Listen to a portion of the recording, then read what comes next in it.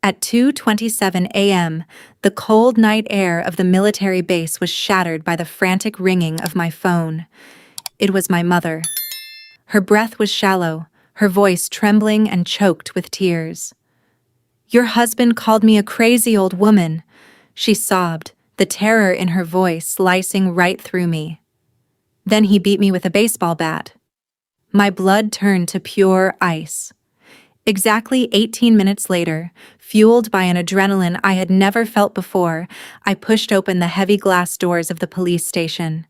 The entire room went completely dead silent. The lively chatter of the night shift vanished instantly. The desk sergeant slowly looked up from his computer, his eyes locking onto my uniform, and then his face went entirely white.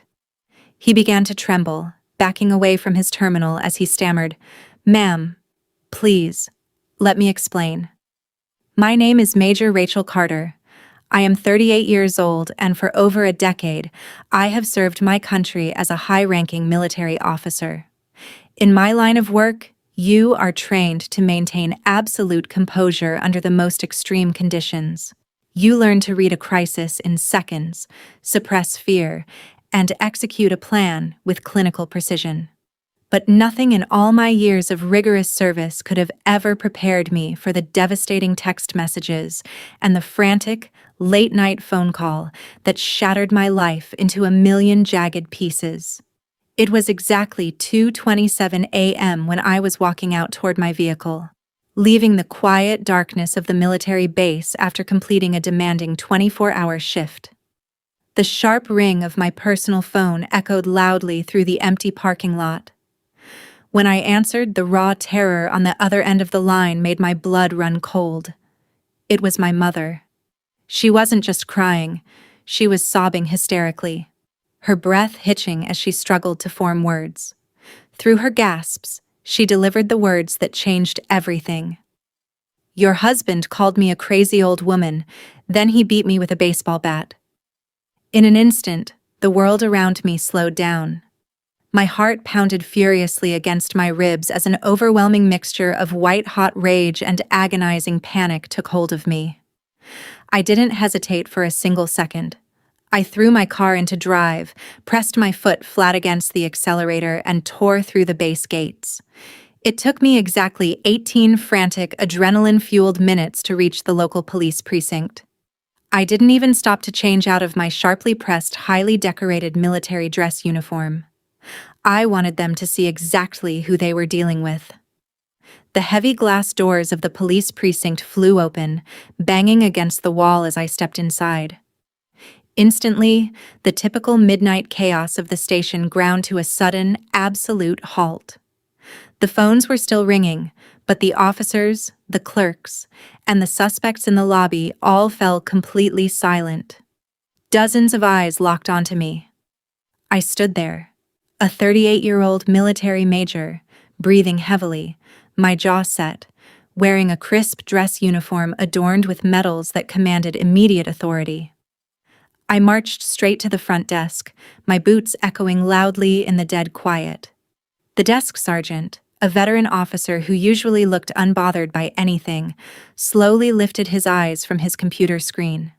The second his gaze met mine, the color drained completely from his face. He went entirely white, his hands visibly trembling as he instinctively pushed his chair back from his terminal. He looked at my uniform, then at the name tag pinned to my chest, and swallowed hard. Before I could even open my mouth to demand answers, he stammered, "Ma'am, please, let me explain." "Explain what?" I demanded, my voice cutting through the room like cold steel. "My mother called 911 20 minutes ago while being brutally attacked, and not a single unit has been dispatched to her house. I want to know why your men are sitting here doing nothing while a citizen is in danger." The sergeant couldn't even look me in the eye. It was in that exact moment of absolute panic that I realized this wasn't an administrative delay. A deliberate, high-level cover-up was happening right in front of me. The desk sergeant's frantic eyes darted around the quiet room, desperately looking for anyone to bail him out. But nobody moved. Realizing he was entirely on his own against a high-ranking military officer, he cracked under the immense pressure. He leaned forward over the counter, lowering his voice to a hushed, panicked whisper. "Major Carter, you don't understand the full scope of what's happening here," he stammered, his hands still shaking. "Your husband, Marcus, he isn't just a prominent local businessman. He has deep financial ties to the people who run this city, including our captain and the city council." As the sergeant confessed, the sickening, corrupt web began to fully unravel right before my eyes. Marcus had spent the last 2 years quietly buying influence, funding police charity galas, and offering off-the-record financial kickbacks to ensure he was practically untouchable in this town. When my mother's frantic emergency call had come into the dispatch terminal 20 minutes prior, Marcus had already used his direct line to a high-ranking supervisor. He systematically manipulated the entire situation, smoothly convincing the dispatch team that my mother was merely suffering from a severe senile delusion and a chaotic mental episode. He did it to completely protect his carefully manufactured public image, ensuring no official police report would ever link his name to domestic violence. He thought his money and status made him a god in this county, capable of erasing a brutal assault with a single phone call. But as I stared at the pale, trembling sergeant, my white-hot rage hardened into something much more dangerous: a tactical, calculated focus. Marcus thought he had successfully bought the local police precinct, but he was about to realize that his bought and paid for politicians couldn't protect him from me. I brushed past the trembling desk sergeant, turning my back on the corrupt precinct without wasting another second. My military training had completely taken over. There was no room for panic, only action.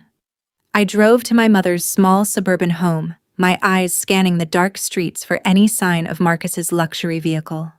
When I arrived, the eerie silence of the neighborhood sent a chill down my spine. The front door was slightly ajar, casting a thin sliver of light across the porch. Stepping inside, the physical evidence of the violent altercation was everywhere. A decorative ceramic vase lay shattered across the hardwood floor, its pieces glinting under the hallway light. The hallway closet door was splintered, and the rack where my father's old baseball bat usually sat was completely empty. I moved swiftly through the house until I found my mother hiding in the dark corner of her bedroom closet, clutching a blanket and shaking uncontrollably with terror. Instead of letting my emotions consume me, I forced myself to remain completely calm for her sake. I pulled her into a tight embrace, whispering that she was safe now, that her daughter was here.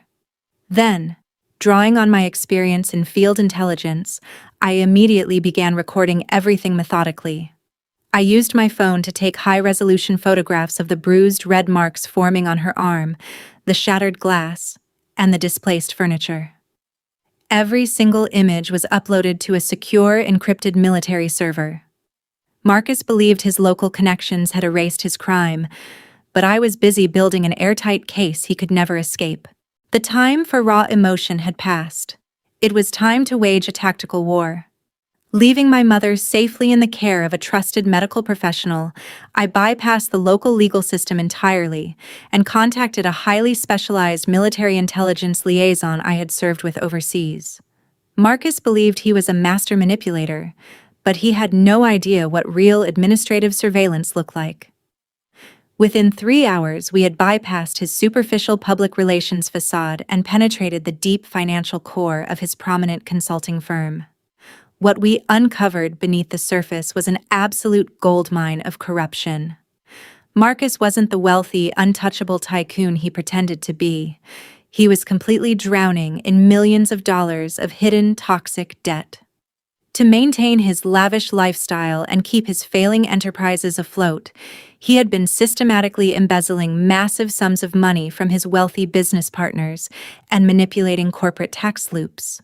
The evidence was staggering. Falsified bank ledgers, illegal wire transfers to offshore shell companies, and fraudulent investment disclosures. It was classic white-collar fraud, and it was more than enough to trigger a massive federal investigation. Instead of launching a messy public confrontation or filing a standard police report that his local cronies could easily suppress, I orchestrated a silent, inescapable legal trap. I brought the encrypted financial records and the documented assault evidence to a ruthless, high-profile federal prosecutor who owed no favors to our corrupt town politicians. We built a comprehensive, airtight strategy that would catch Marcus completely off guard. We weren't going to just give him a warning. We were going to completely strip him of his wealth, his freedom, and his carefully constructed reputation. I spent the rest of the night reviewing the legal strategy in my office, watching the trap click into place. Marcus thought he had won the night, but his empire was already crumbling. The closed-door legal conference room at the federal prosecutor's office felt like a modern execution chamber. Marcus walked in with his high-priced corporate defense attorney, a smug, arrogant smirk plastered across his face. He truly believed this was just another minor inconvenience, a dramatic family squabble that his local police connections and considerable wealth could smoothly sweep under the rug to protect his precious public image. He sat down across from me, casually crossing his legs and leaning back as if he owned the room. His attorney took the lead, speaking in a deeply patronizing, dismissive tone. "Major Carter, let's be realistic here. We are prepared to offer your mother a generous financial settlement for her medical expenses and minor distress, provided you sign a strict non-disclosure agreement and drop these ridiculous, unsubstantiated allegations. A messy public scandal wouldn't look good for your pristine military career either." I didn't utter a single word. Instead, I calmly reached into my briefcase, pulled out the comprehensive federal indictment, and slid it across the polished mahogany table. The smug smile instantly vanished from Marcus's face as his attorney read the text. Within seconds, the lawyer's face drained of all color, turning completely translucent. "This isn't a negotiation," I said, my voice carrying the absolute weight of a military command. "Right here is documented proof of corporate embezzlement, wire fraud, and systemic elder abuse. You have exactly 10 minutes to sign over every single share of your business interests to my mother's medical trust and sign a full, unconditional confession. If you refuse, this indictment is being handed directly to the federal marshals waiting outside this door. Your local police captain can't save you from a federal penitentiary." Marcus stared at the indictment, his hands visibly shaking as he realized he was utterly ruined. With a trembling hand and a broken spirit, Marcus finally signed the full confession, forfeiting his entire business empire to secure my mother's lifelong care. He chose financial ruin over a lengthy, definitive federal prison sentence. I immediately moved my mother to a peaceful, hidden sanctuary far away from that corrupt town, where she could finally heal in complete safety and tranquility. Now, I am deeply curious about all of you who have stayed to listen to my story until the very end. What would you have done if you were standing in my shoes that fateful night? Have you ever had to stand up against a completely corrupt system to protect the people you love? Please comment the city you are watching from right now and share your thoughts below. Thank you so much for watching.